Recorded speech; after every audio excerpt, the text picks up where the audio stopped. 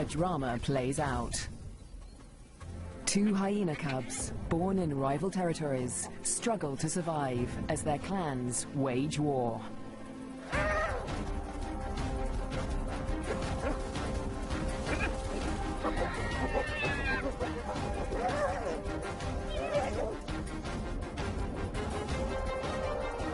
In this volatile world, will two new lives endure? The Lua Plain, flat, dry, merciless. Temperatures soar and water is scarce.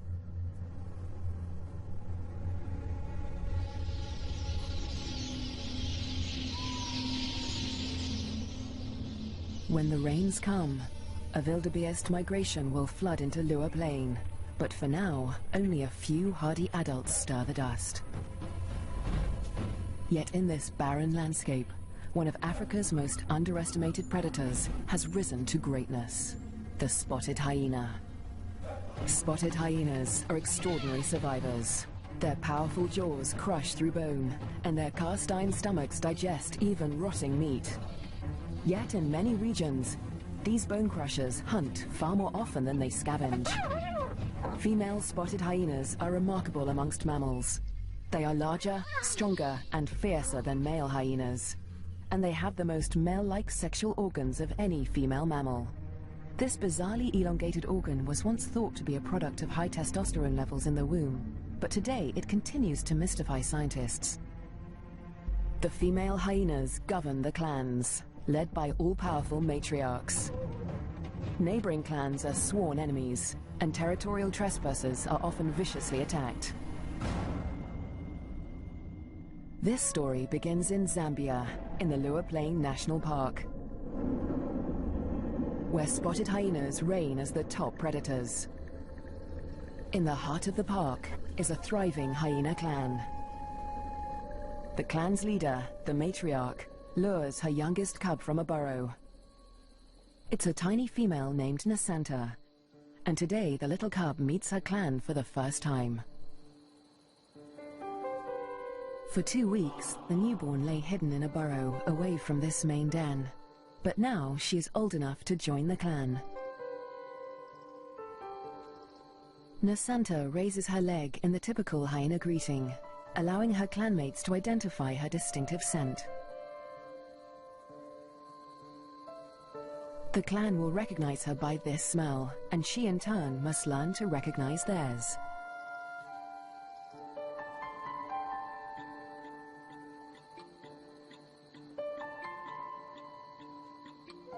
It's an important learning curve, since each hyena has its own rank, and Nasanta needs to know who's who as she finds her place in the clan.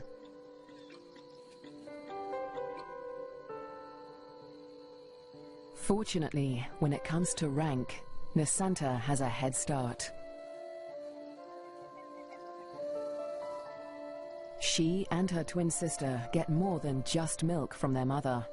As cubs, they also inherit her superior status. As the matriarch, their mother ranks highest in the clan and enjoys the support and protection of all of the clan's dominant females.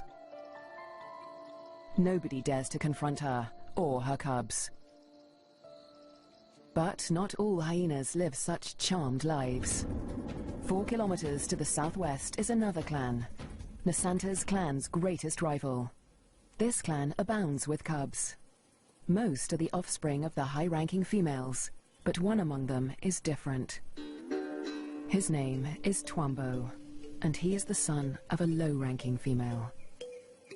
Like Nasanta, Twambo inherits his mother's rank, but this time, it's not a blessing. Low-ranking hyenas are often bullied by the clan, and with his mother's rank, Twambo will be a target. His mother will care for him, but she won't dare to defend him from the more dominant females, or their cubs. Behind her lies Twambo's father. He's the alpha male, the top-ranking male in the clan. But all spotted hyena males are subordinate to the females. He ranks even lower than Twambo's mother. Twambo will get little support from his low-ranking parents. He'll have to face his clanmates alone. But for now, it's all good fun. At only a few weeks old, the cubs are more concerned with play than rank.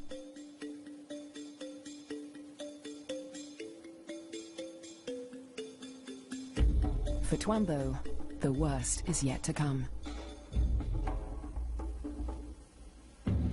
Twambo and Nasanta's home on the Lua Plain has a catastrophic history. For more than 100 years, the Lozi people have lived in the Lua Plain National Park amongst the wildlife, conserving and protecting it by order of the Lozi King. But a decade ago, around the turn of the 21st century, everything changed. A scourge of poachers invaded Lua Plain. Weapons streamed in from war-torn Angola, and a massacre was unleashed. Lions were targeted for their valuable skins, the herds for their meat.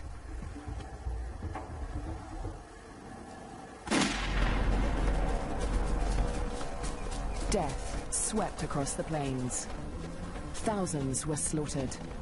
Lua's wildlife populations were devastated. By 2003, the hyena's gravest enemies, lions, were all but obliterated. Only one known lioness survived, probably the last of her species in the region. But the poachers spared the spotted hyena. With its blotchy coat, it made a poor trophy, and its meat was worthless as food. With the threat of lions eliminated, the spotted hyena came to dominate the Lua Plain. But life in Lua today still has its challenges. The last weeks of the dry season are excruciatingly hot. The landscape distorts behind a haze of heat.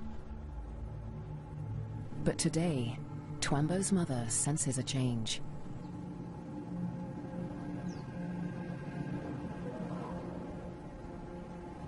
A wind has picked up, carrying with it the promise of relief.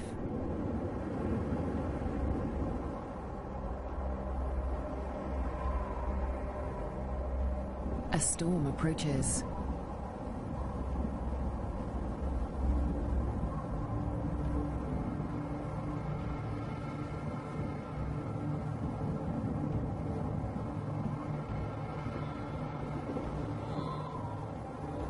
The wildebeest bulls revel in the anticipation of rain.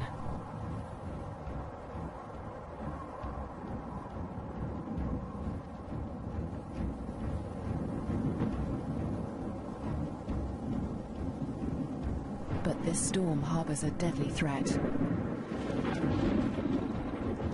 Fire. Flames tear through the dry grassland at terrifying speed, heading straight for Twambo and Nasanta's dens.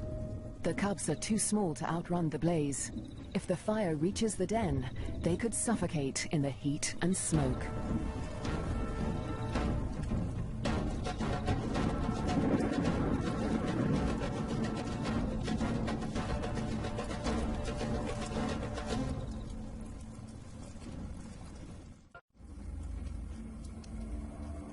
A new dawn brings the dying flames of the inferno.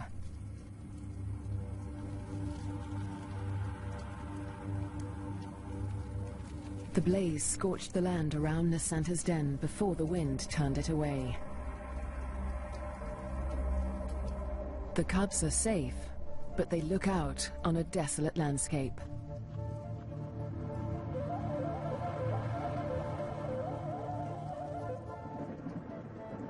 As the last embers burn to dust, the promised rain arrives at last.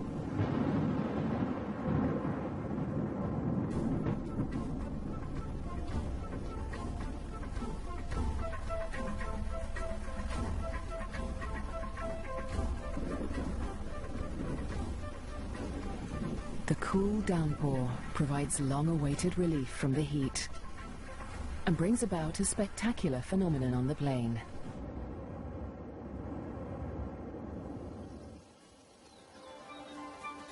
A few days after the fire, a carpet of pink lilies sprouts across the plains. Triggered by chemicals in the smoke from the fire, the beautiful bloom lasts only a few weeks.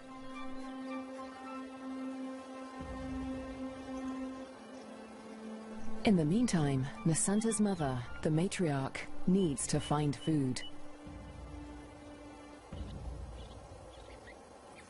The matriarch heads north, where the first herds of the migration begin to gather, leaving young Nasanta untended at the den. Spotted hyena milk is so rich that Nasanta can survive without suckling for days at a time, so the matriarch can afford to venture far from the den in search of food. At last, she spots a telltale sign of a potential meal. Vultures.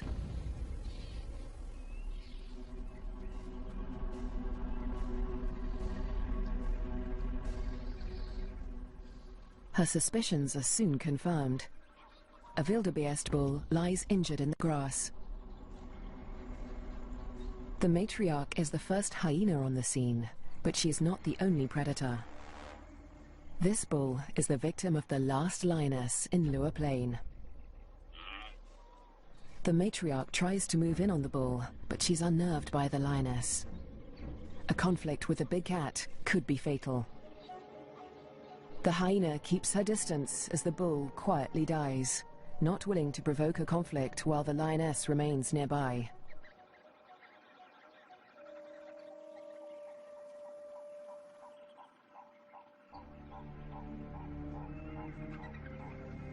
The circling silhouettes of the vultures can be seen from far and wide, guiding the matriarch's clanmates to the kill. In the darkness, the hyenas feast at last.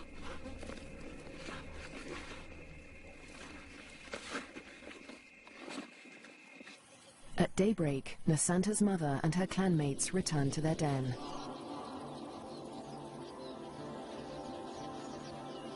The matriarch rouses the cubs. Nasanta is larger now, and lighter fur marks her face and neck. The adults have returned with meat, a rare luxury for hyena cubs.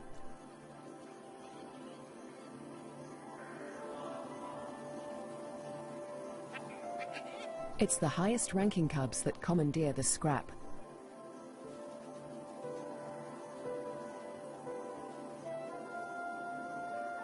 Nasanta is last to the feast, but she fights for her share. The other top-ranking cubs are stiff competition, and they won't let lower-ranking cubs anywhere near this scrap. As an adult, Nasanta will have to contend with highly competitive clanmates at kills.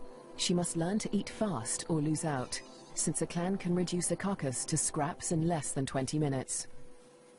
She will still suckle her mother's rich milk for about a year, but this new taste for meat is the beginning of Nasanta's transformation into a deadly and efficient predator. The Lower Plain is undergoing an extraordinary metamorphosis. In the coming days, the rains fall in an almost continuous deluge. The beginning of an annual flood that will cover much of the plains in water. Dusty depressions become waterlogged marshes. And life floods into the plains.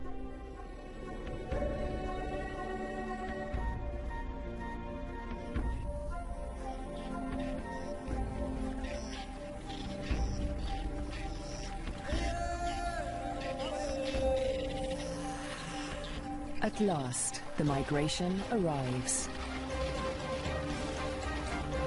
Just in time for the bountiful wet season, over 35,000 wildebeest descend on the plains, the culmination of the second largest wildebeest migration on Earth.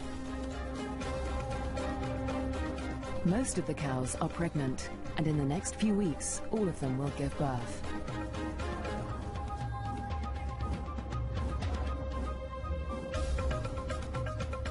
The calves make easy prey, but the sheer number of them ensures that many will survive to adulthood. For the hyenas, the time of plenty has begun.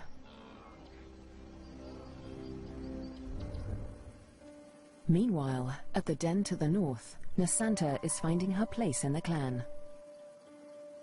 She marks the grass around the den with a distinctive scented paste from glands beneath her tail. The adults use this pasting to mark their territory. For Nasanta, it's part of the process of establishing her rank.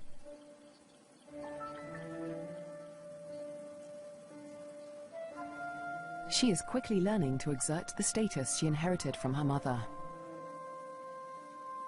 This male flattens his ears behind his head as she approaches him, showing his submission to her.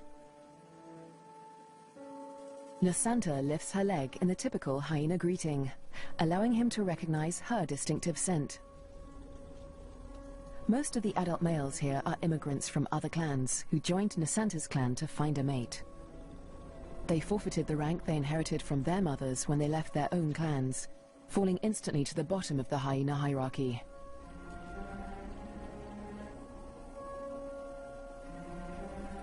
Despite Nasanta's age and tiny size, this male and all the other adult immigrant males in her clan are subordinate to her.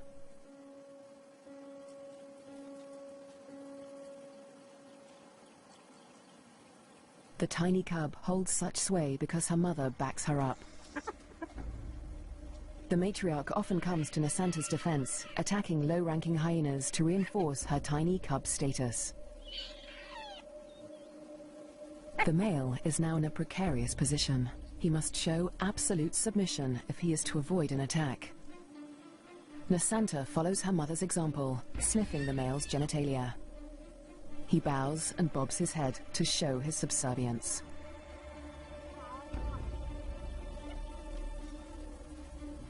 But the clan females are not convinced. They join the interrogation. Fearlessly, Nasanta stays in the thick of the fray.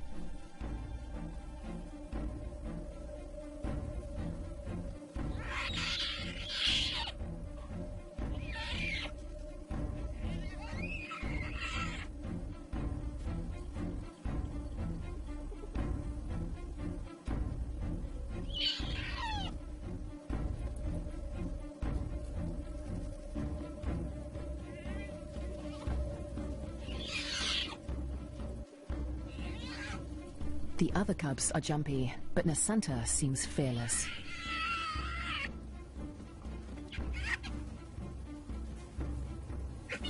With the protection of the matriarch and the clan females, no hyena would dare to hurt Nasanta. 4 kilometers to the southwest, Twambo is not faring quite as well. He's also growing up fast, with the first spots showing through his black coat. But unlike most of the other cubs, Twambo is a loner. As the cubs get older, they become more aware of each other's ranks. The higher-ranking cubs have built bonds with each other, forming relationships they will carry into adulthood. But Twambo has few allies in the clan. When the other cubs do take an interest in him, it's usually to beat him up.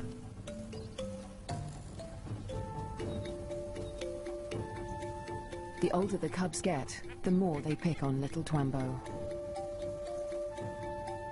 And unlike Nasanta, Twambo will get no help from his mother. He must fight his battles alone.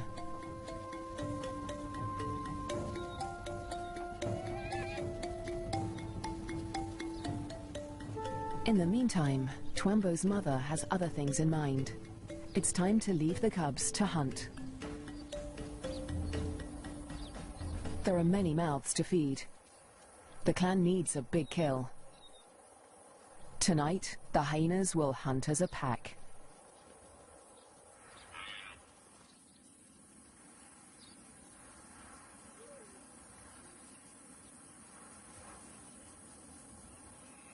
The search for prey takes Twambo's clan dangerously close to rival territory.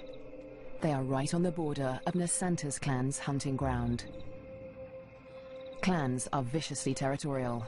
If they're discovered, a conflict could break out, but it's a risk they are willing to take. They isolate a small herd of wildebeest, seeking out the most vulnerable targets.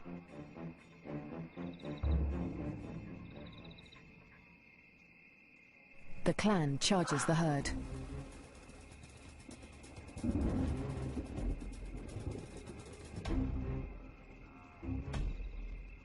A cow bolts in panic.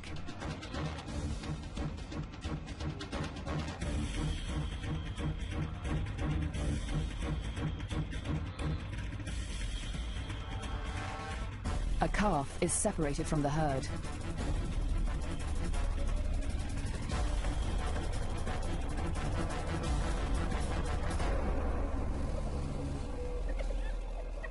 Both mother and calf fall to the deadly pack. But despite their success, the clan's proximity to rival territory makes them nervous. A violent clash with Nasanta's clan could end in serious injuries. They eat feverishly, dismembering the carcasses in minutes. The powerful jaws crush down with almost half a ton of force, tearing through bone and flesh with ease. Despite the feeding frenzy, the hyenas are anxious to avoid being discovered by their rivals. They try to drag the kills back into their own territory before they are spotted.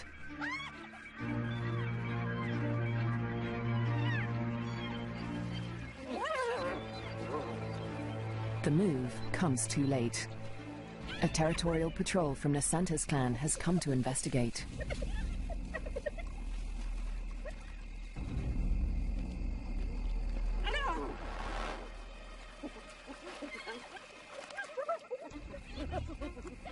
The scouts approach with caution as the intruding clan braces for a fight.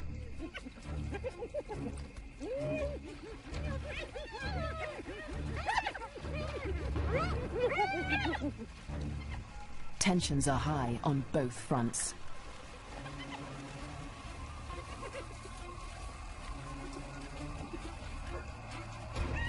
A few scouts try to approach the kill, but the intruders chase them off.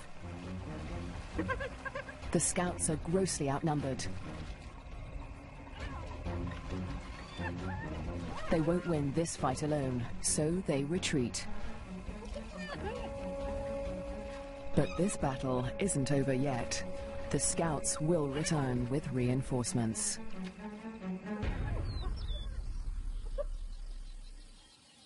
As dawn breaks, Twambo's clan continues its feast.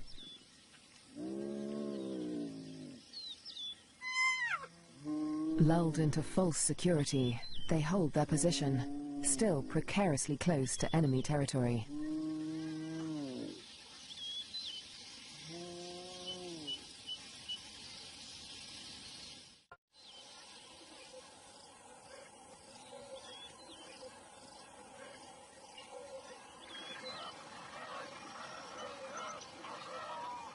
By mid-morning, the dregs of the kill are left to the lowest-ranking hyenas of Twambo's clan, who saw little of the lavish feast during the night. But they have overstayed their welcome. The scouts from Nasanta's clan have returned with reinforcements.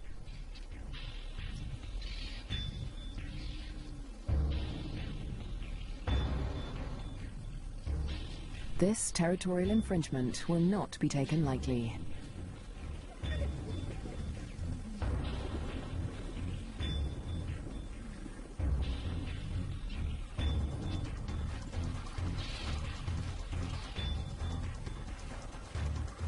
The intruders recognize the danger too late.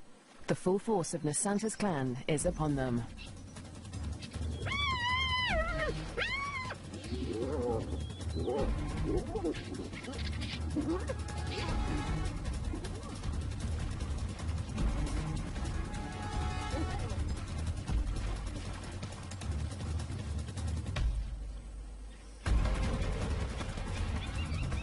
Twambo's father, the intruding clan's alpha male, is in trouble. A large female from Nasanta's clan is close on his tail.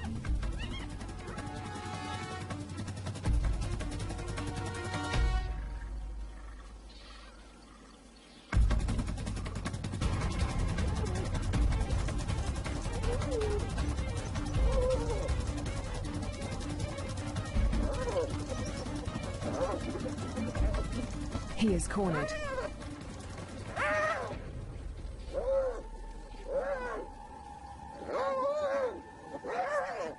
The fierce females show him no mercy. They target his spine and ears.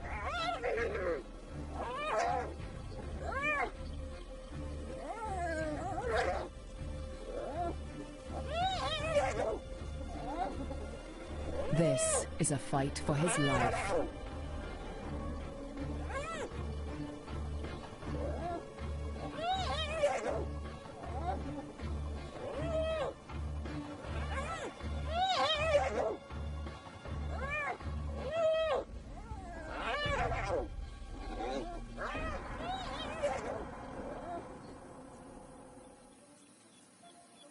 As dusk falls, the battered members of Twambo's clan return to the den.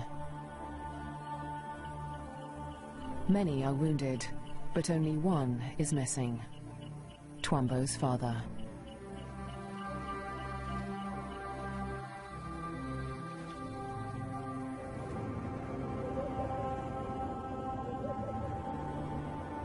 Weeks pass before he finally appears, limping and disfigured, but alive. His wounds have healed, but they will mark him for life. His ear has been ripped from his head. But the alpha male's injuries are not the worst of the fight. At Nasanta's den to the north, a male hyena's wounds reflect the true horror of the conflict.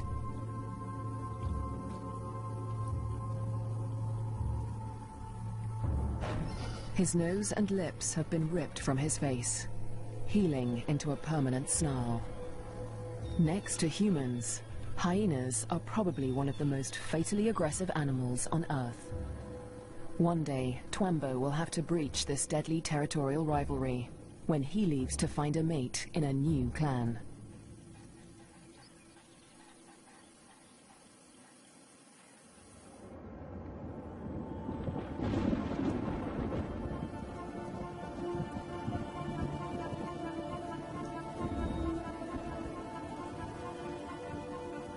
In the weeks following the clan war, the rains continue to fall in a ceaseless torrent.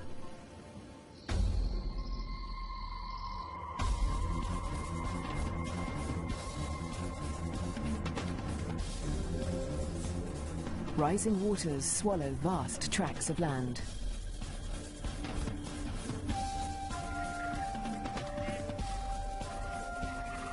There is little dry ground, a blessing for the birds, but a curse for the herds that must wade through shoulder-high water.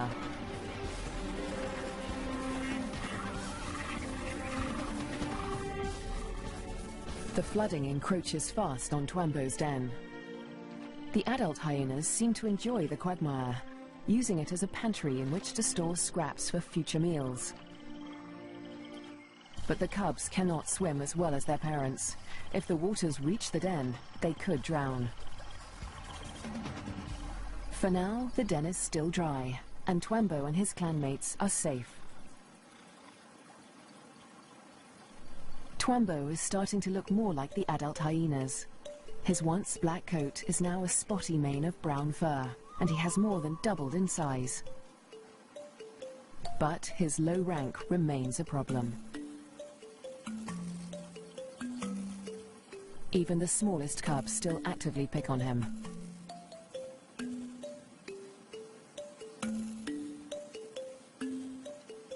Fortunately, he's also becoming more independent and can escape his belligerent clanmates as he explores ever further from the den. But as adulthood draws near, the toughest part of his life approaches. Soon, instinct will compel him to leave in search of a mate from another clan. If he's not killed for intruding on rival territory, he'll have to struggle for acceptance into a new clan. What little rank he has will be stripped away, and like the adult males of his own clan, he'll become submissive to the clan females. Unprovoked attacks and exclusion from kills will become commonplace. It's a hard life, but life without a clan is harder. Alone, he may struggle for food. His ability to draw nutrition from even the oldest bones may become a matter of survival. At the clan to the north, Nasanta and her sister will not suffer this fate. As high-ranking females, they will never want for food.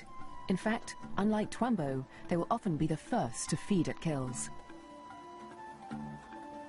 Much of the land around Nasanta's den is dry, and the matriarch guides the cubs through their future hunting grounds. Soon, they will even be allowed to join their mother on a hunt.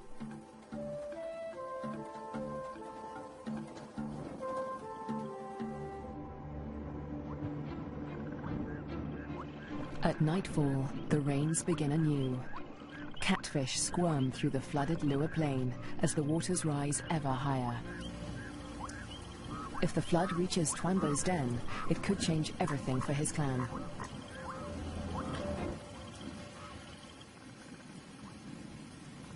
The downpour continues into the morning. A female from Twambo's clan returns to the den, but her clanmates are gone.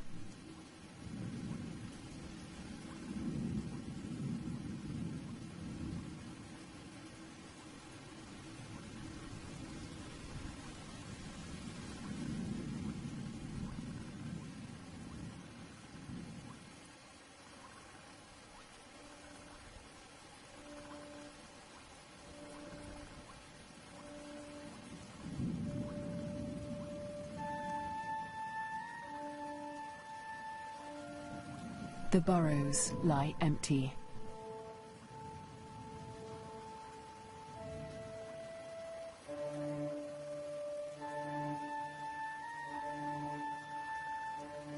The waters have crept within meters of the den.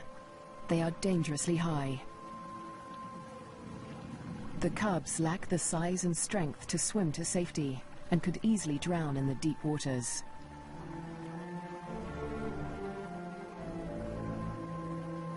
Cut off from dry land, the den could become a death trap.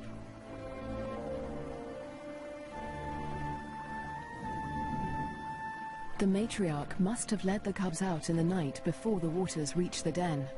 But this female has been left behind. She will have to search for the clan on higher ground, or try to survive without them.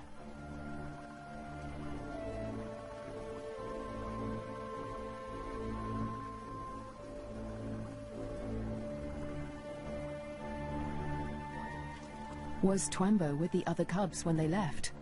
Or has he too been abandoned in the flood, left to search the territory for remnants of his clan?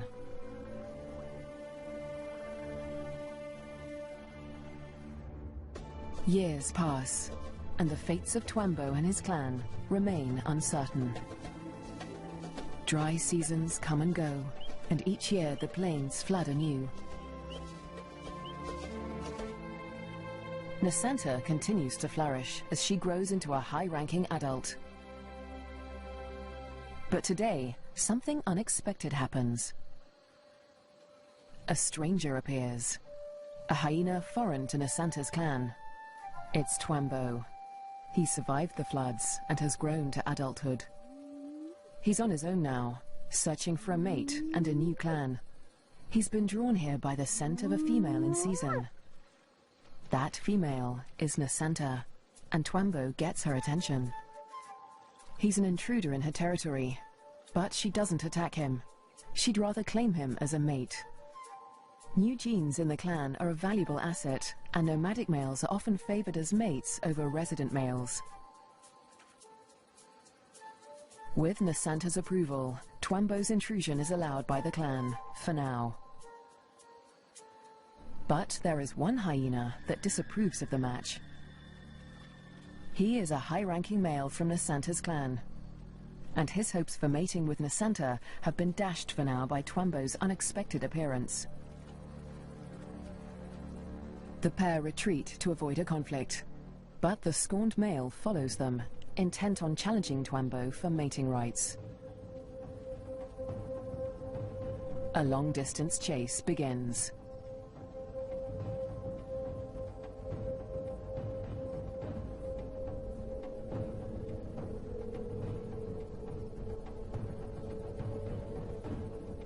In the blistering midday heat, Twambo and Nasanta try to outrun their pursuer.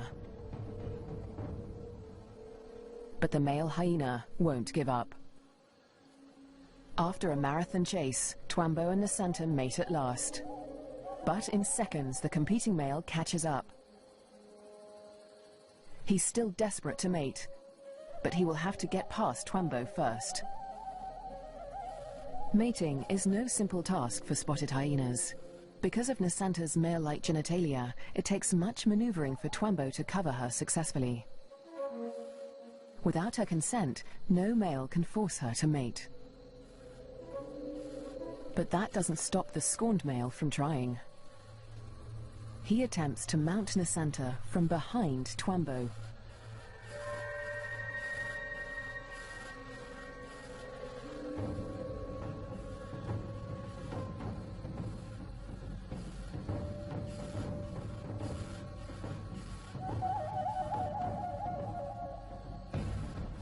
At last, the male accepts defeat, leaving Twambo and Nasanta to complete their courtship in peace.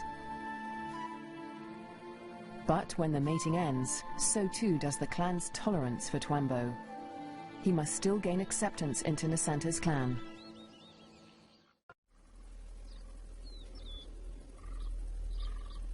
The next day, Twambo approaches Nasanta's den to attempt to gain acceptance.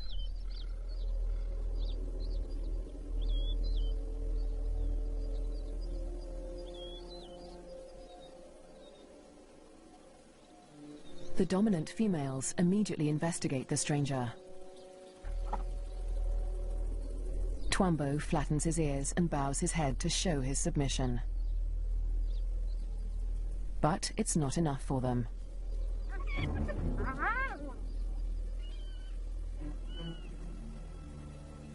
He's still a member of a rival clan, and they will attack him if he does not show complete submission.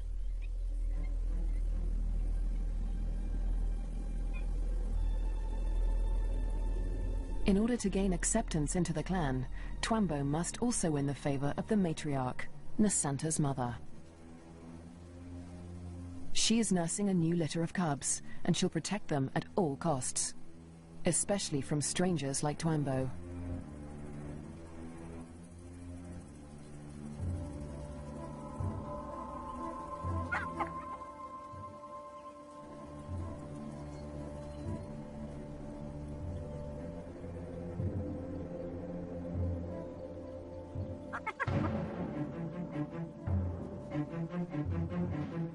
Twambo keeps his head low, showing absolute deference.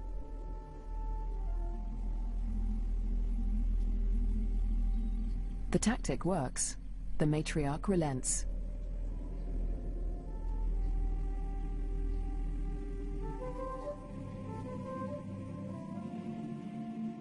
Finally, she allows him to greet her by sniffing beneath her hind leg.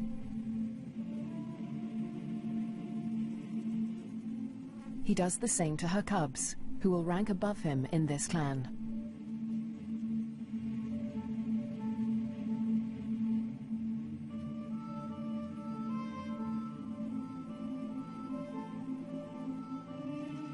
At last, he is allowed to lie down only meters from the matriarch.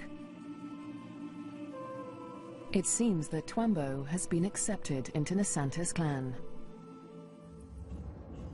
Now, it is Nasanta that must face her toughest challenge yet. Over the next 4 months, her pregnancy comes to term. At last, the moment arrives.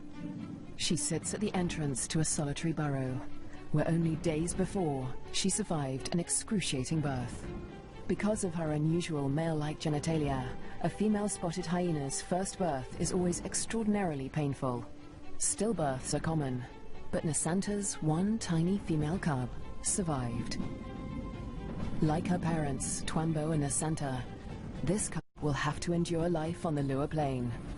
She'll be spared from a life of bullying like Twambo's because she'll inherit Nasanta's high rank. But she'll still have to survive desperate drought, torrential flooding, natural disasters, and vicious rivalries with other clans.